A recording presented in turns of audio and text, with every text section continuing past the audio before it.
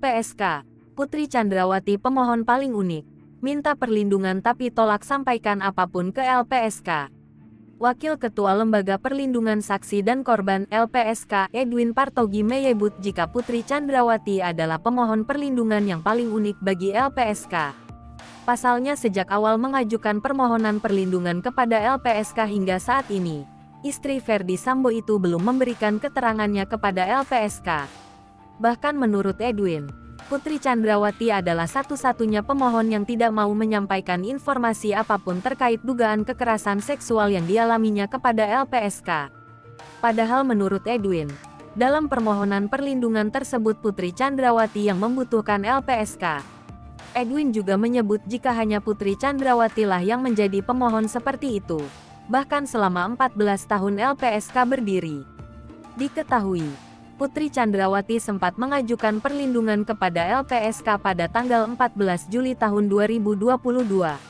Kemudian Polri memutuskan untuk menghentikan kasus dugaan kekerasan seksual oleh Brigadir J karena tidak terbukti.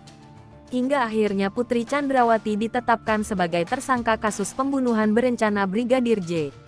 Meski menjadi tersangka, Polri memutuskan Putri Chandrawati tidak ditahan dan hanya dikenai wajib lapor.